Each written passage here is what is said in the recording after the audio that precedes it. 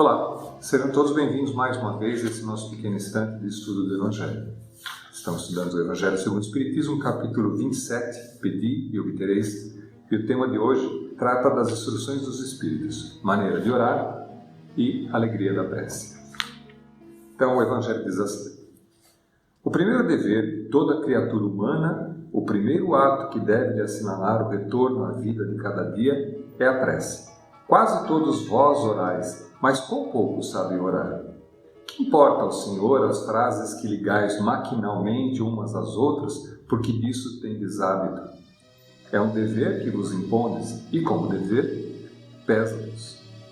A prece do cristão, do espírito, de qualquer culto que seja, deve ser feita desde que o espírito retomou o seu jugo da carne. Deve-se elevar aos pés da majestade divina com humildade, com profundidade, num arrebatamento de gratidão por todos os benefícios concedidos até esse dia. Pela noite que se escoou e durante a qual vos foi permitido, embora inconscientemente, retornar junto dos vossos amigos, de vossos guias, para aurir ao seu contato mais forças e perseverança.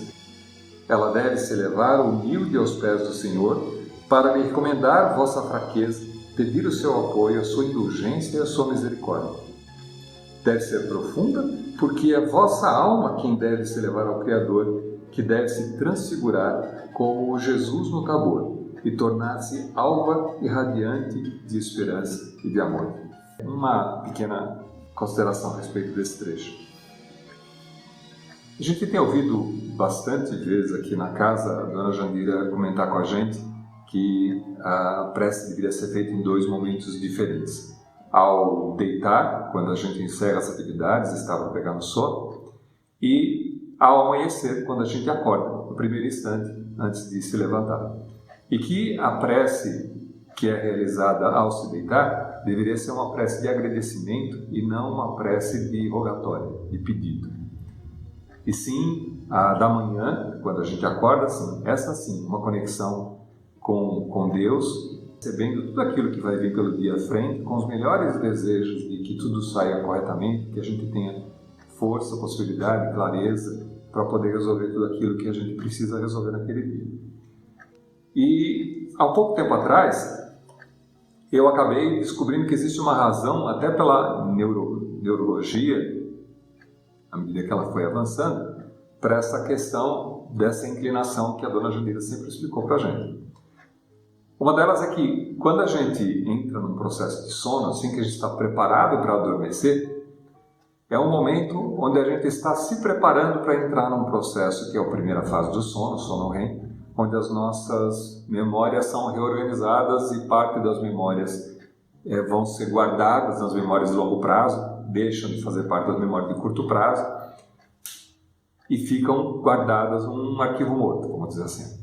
E aquelas que são as que são mais lembradas, que fizeram mais presença durante o dia, são aquelas que são mantidas nas memórias de curto prazo para serem utilizadas no dia seguinte. Então, dado esse princípio, se a gente, no momento que antecede o dormir, a gente se lembra dos problemas, daquilo que não deu certo, e é normalmente o que a gente acaba fazendo, a gente, puxa, não deu certo fazer isso, devia ter feito isso, não fiz, devia ter tomado tal atitude, não tomei, devia ter pedido perdão, não pedi, devia ter conversado com tal pessoa, não conversei. Quando a gente reforça os aspectos que não deram certo, são eles que mais facilmente ficam na nossa memória de curto prazo. De maneira que quando a gente levanta de manhã, nós estamos mais pessimistas do que otimistas, porque lembramos muito mais, que é muito mais reforçado esses aspectos da memória, só aqueles que não funcionaram no dia seguinte. Como se isso fosse dar para a gente não esquecer dos compromissos que a gente tem que cumprir no dia seguinte. Quando na verdade deveria ser ao contrário. Na medida em que a gente lembra das coisas que deram certo, e se estamos vivos, com certeza muitas coisas deram certo, muitas coisas funcionaram, né? As pequenas coisas, desde ter levantado, desde ter feito os seus compromissos, desde ter almoçado um almoço gostoso, desde ter conversado com uma pessoa que você não conversava há bastante tempo, desde ter cumprido aquelas obrigações que você deveria ter cumprido durante o dia, tudo isso dá um indício para a gente que muita coisa deu certo. Muita coisa funcionou durante o dia. E essas muitas coisas que deram certo são muito poucos valorizadas por nós. nós valorizamos sempre o negativo, aquilo que não funcionou. E quando a gente valoriza o positivo, esse positivo fica mais ressaltado pela nossa própria mente, a nossa memória fica mais ressaltada, e no dia seguinte estamos muito mais otimistas em relação ao período que virá, porque nos reparamos e estamos com essa impressão gravada que muito do que a gente fez no dia seguinte deu certo. Então estamos muito mais preparados para enfrentar os desafios do dia seguinte. E que quando a gente faz a oração pela manhã, buscando conexão, aurindo forças para que a gente possa estar mais facilmente com a espiritualidade, nós na realidade abrimos esse espaço, abrimos uma conexão com a espiritualidade para que a gente possa encontrar a energia suficiente, o otimismo suficiente e a conexão suficiente para que a gente possa encontrar as melhores respostas, as melhores soluções, as melhores intuições a respeito daquilo que a gente tem que resolver. O Evangelho recomenda para a gente que a gente deveria orar 24 horas por dia, né? Vigiar e orar, né? O tempo todo. Isso se deve ao fato de que a gente ainda não tem esse hábito. Para a gente ainda é uma coisa que precisa ser lembrada. E não tem nenhum problema de precisar ser lembrada. Basta fazer uma pequena construção aqui, uma pequena memória. Todo mundo, quando começa a aprender a andar, a gente aprende a andar vigiando muito os nossos passos, tomando conta para não cair. É muito fácil de você reparar numa criança que começa a andar, que ela tem muita preocupação em relação a se manter equilibrada e fica balançando muito tempo e às vezes cai, levanta de novo e tenta de novo.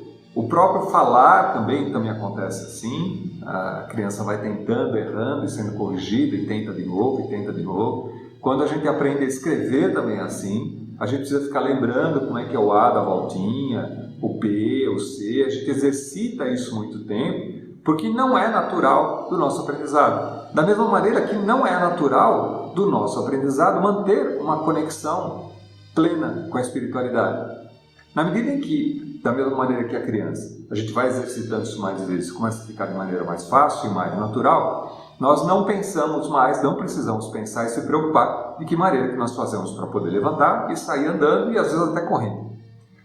Da mesma maneira, nós não paramos para pensar como é que devemos escrever, a gente simplesmente escreve ou lê, né? É assim em vários aspectos.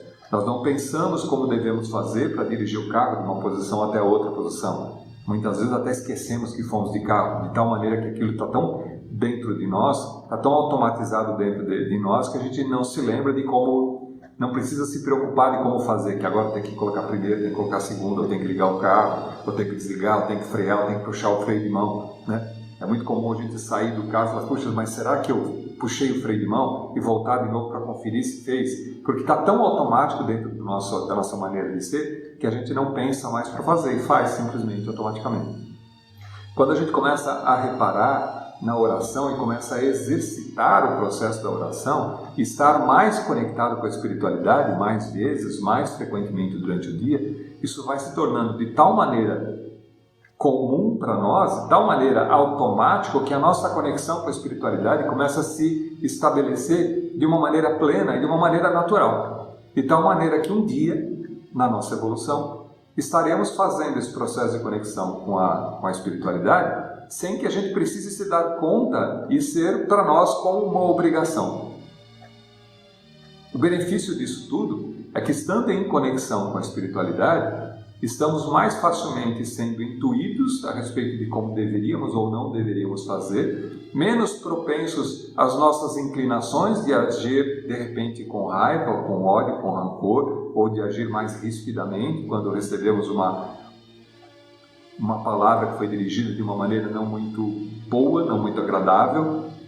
Ficamos mais preparados para, às vezes, poder entender que aquela pessoa que, às vezes, que nos responde de uma maneira um pouco mais drástica, pode estar num dia ruim, não está num dia bom, e cabe a nós não receber isso como sendo um impulso pessoal. E mesmo que seja pessoal, o fato de a gente estar mais consciente e pleno, numa vibração diferente, faz com que a gente também receba isso de uma maneira diferente e saiba tratar isso com mais inteligência, com mais equilíbrio, de maneira que a gente não seja afetado. Então existem várias razões para as quais essas indicações que o Evangelho traz para a gente, que Jesus fazia naquela época de uma maneira bastante leve e sutil, mas que tinha uma grande sabedoria incluída dentro dela, que faz com que a gente tenha ganhos práticos e pessoais para a nossa vida diária. Quer para a nossa paz de espírito, quer para a paz de espírito das pessoas que estão à nossa volta. Então, dessa maneira, com essa conexão plena e permanente com a espiritualidade, a gente acaba sendo uma ferramenta de Deus em relação a todos aqueles que estão à nossa volta. A gente afeta não só o nosso metro quadrado, em primeiro lugar, que é a nossa paz de espírito, nosso equilíbrio, nossa estabilidade, mas também começamos a afetar a paz do espírito, equilíbrio e a estabilidade das pessoas que fazem parte do nosso convívio. Porque passamos a ser uma fonte através do qual Deus se manifesta plenamente. É aí que está a manifestação divina. A presença de Deus estabelece na medida em que mais pessoas estejam conectadas. Daí o Evangelho recomendar para a gente que a gente deva estar mais plenamente conectado e orar várias horas por dia.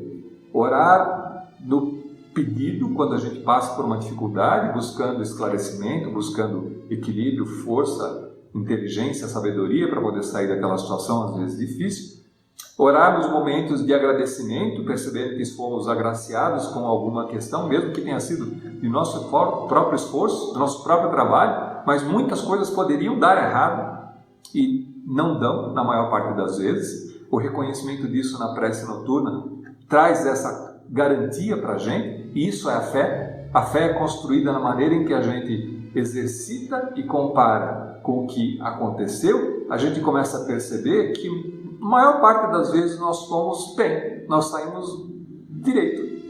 Algumas vezes falhamos, sim, somos imperfeitos ainda, estamos ainda aprendendo. Mas as nossas falhas só são motivo para a gente prestar mais atenção na próxima vez e tentar agir de maneira diferente. Não há necessidade de auto-julgamento no sentido de se culpar, de eu sou mesmo assim, nunca vou conseguir fazer isso direito. Da mesma maneira que uma criança não andaria se ela pensasse dessa maneira quando ela começa a engatinhar os primeiros passos. Da mesma maneira, não escreveria se ela parasse na primeira vez que a professora dá uma bronca porque ela não fez que não está com a letra boa, que não conseguiu fazer o A do jeito que deveria fazer. Da mesma maneira que os professores de matemática, corrigindo as lições, dizem para a gente que a gente errou. Isso serve para a criança que tem essa visibilidade de só uma correção no sentido de se esforçar um pouco mais naquilo que você está fazendo e não parar. Daí que o Evangelho recomenda para a gente em outra parte, que é preciso que o reino dos céus vá para aqueles que se assemelham às crianças. Se assemelham às crianças nesse sentido, que tenham resiliência suficiente para poder tentar e tentar novamente, porque é uma questão de exercício, é uma questão de aprendizado. Nós somos seres perfectíveis.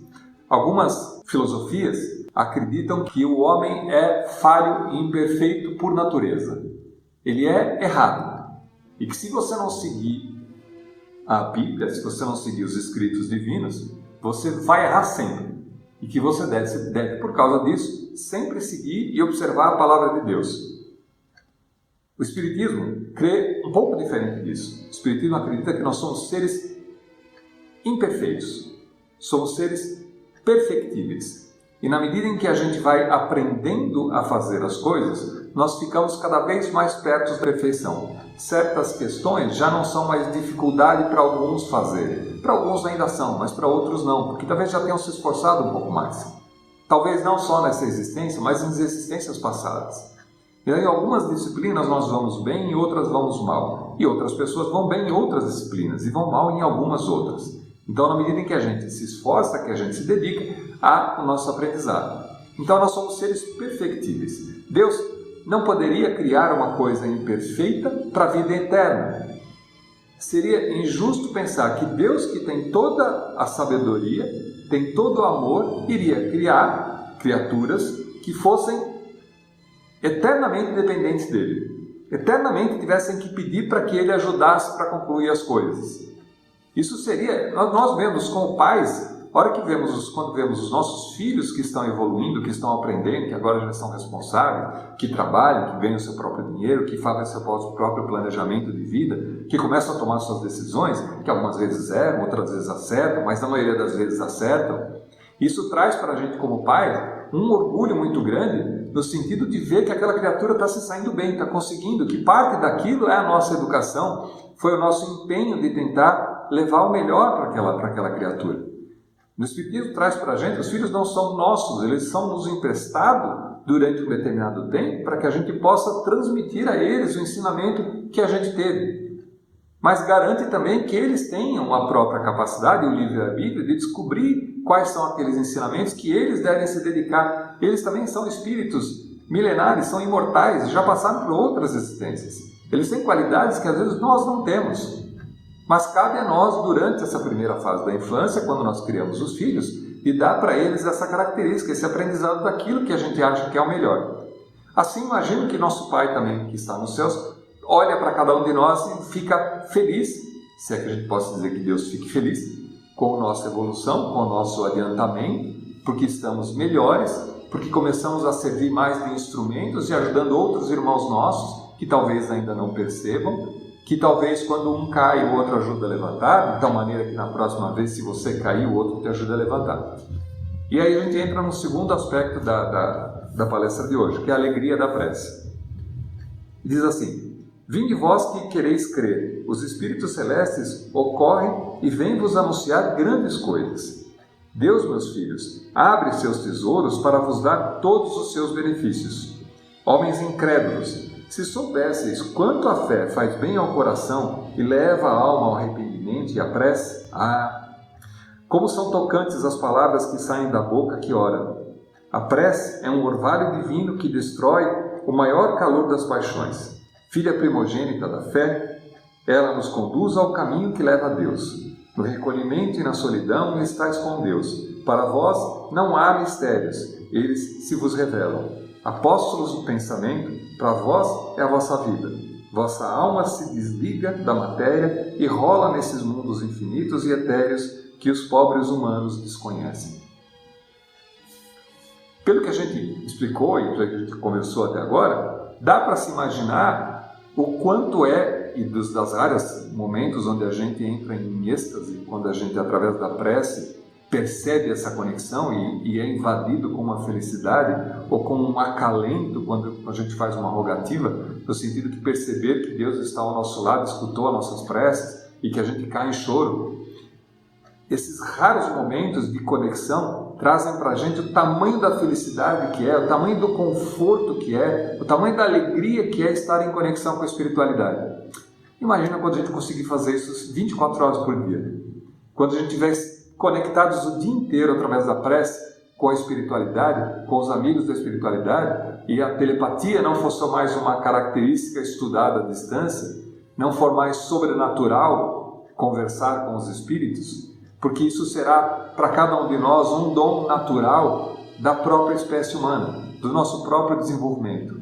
Só que Deus é tão inteligente e esperto, é meio até ridículo dizer isso, que Ele é toda a sabedoria, que Ele propôs uma lei e estabeleceu uma maneira de agir, que isso nos vai ser dado na medida do nosso esforço. Então, na medida em que a gente se esforçar nessa situação, que a gente treinar a prece, que a gente se desenvolver nessa conexão com a espiritualidade, esses dons deixam de ser dons especiais dados a algumas pessoas por provação e vão passar a ser uma característica natural e normal do ser humano de conexão, quer seja com encarnados, quer seja com desencarnados. Só que para isso é preciso treino, é preciso exercício, é preciso que nos dediquemos a orar, a conversar com Deus, a conversar com a espiritualidade, tentando escutar as informações que nos são passadas. Como diz sempre a dona Jandira, fala assim: presta atenção no vento, filho, o vento fala. E é difícil escutar o vento, porque a gente, a maior parte das vezes, está tagarelando e não está parando para ouvir. Vamos parar para ouvir o vento. Parar significa pare e escute. Isso dá para a gente a possibilidade de a gente continuar evoluindo e prover para a gente um futuro brilhante, um futuro muito melhor do que aquele que a gente encontra hoje, com todas as mazelas que estão na atualidade, mas que depende do esforço e do empenho de cada um.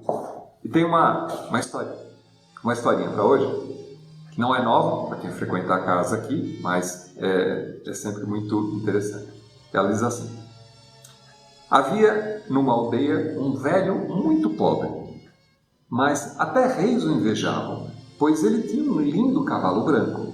Reis lhe ofereciam quantias fabulosas pelo cavalo, Mas o homem dizia sempre: este cavalo não é um cavalo para mim, é uma pessoa. E como se pode vender uma pessoa, um amigo? O homem era pobre, mas jamais vendeu o cavalo. Numa manhã descobriu que o cavalo não estava na cocheira. A aldeia inteira se reuniu e algumas pessoas lhe disseram: seu velho estúpido, sabíamos que um dia o cavalo seria roubado. Teria sido melhor vendê-lo. Que desgraça! E o velho disse: não cheguem a tanto. Simplesmente digam que o cavalo não está na cocheira. Esse é o fato. O resto é julgamento. Se se trata de uma desgraça ou de uma bênção, não sei. Porque esse é apenas um fragmento. Quem pode saber o que virá a seguir? As pessoas riram do velho. Elas sempre souberam que ele era um pobre louco mesmo. Mas, 15 dias depois, de repente, numa noite, o cavalo voltou. Ele não havia sido roubado, ele havia fugido para a floresta.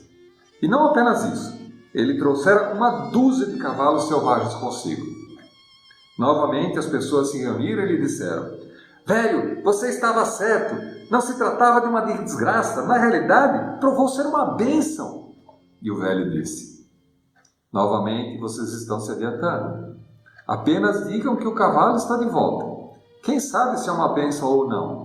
Esse é apenas um fragmento. Você lê uma única palavra de uma sentença e como pode julgar todo o livro? Dessa vez, as pessoas não podiam dizer muito, mas interiormente sabiam que ele estava errado. 12 lindos cavalos tinham vindo. O velho tinha um único filho, que começou a treinar os cavalos selvagens. Apenas uma semana mais tarde, ele caiu de um cavalo, fraturou a coluna e ficou paralítico. Novamente, as pessoas se reuniram e mais uma vez o julgaram e elas disseram: você tinha razão novamente, foi uma desgraça. Seu único filho perdeu o uso das pernas e na sua velhice era ele seu único amparo. Agora você está mais pobre do que nunca. E o velho disse: vocês estão obcecados por julgamentos. Não se adiantem tanto. Digam apenas que meu filho fraturou as pernas. Ninguém sabe se isso é uma desgraça ou uma bênção. A vida vem em fragmentos. Mais do que isso, nunca é dado. Aconteceu que, depois de algumas semanas, o país entrou em guerra e todos os jovens da aldeia foram forçados a se alistar. Somente o filho do velho foi deixado para trás, porque era aleijado. A cidade inteira estava chorando, lamentando-se, porque aquela era uma luta perdida e sabiam que a maior parte dos jovens jamais voltaria. Eles vieram até o velho e disseram novamente: velho, você tinha razão. Aquilo se revelou uma bênção. Seu filho pode estar aleijado, mas ainda está com você. Nossos filhos foram-se para sempre. E o velho disse mais uma vez: vocês continuam julgando. Ninguém sabe. Digam apenas que os seus filhos foram forçados a entrar para o exército e que o meu filho não foi. Mas somente Deus, a totalidade, sabe se isto é uma bênção ou uma desgraça. E continuou: não julguem, porque dessa maneira jamais se tornarão unidos com a totalidade. Vocês ficarão obcecados com fragmentos, pularão para as conclusões a partir de coisas pequenas. Quando alguém julga, deixa de crescer. Julgamento significa um estado mental estagnado. E a mente sempre deseja julgar, porque estar em processo é sempre arriscado e desconfortável. Na verdade, a jornada nunca chega ao fim. Um caminho termina, outro começa, uma porta se fecha, outra se abre, atinge-se um pico, sempre existe um pico mais alto. Somente os que são muito corajosos, não se importando com a meta e se contentando com a jornada, satisfeitos simplesmente de viver o momento e de nele crescer, somente estes são capazes de caminhar com a totalidade. Muito obrigado. Até a próxima.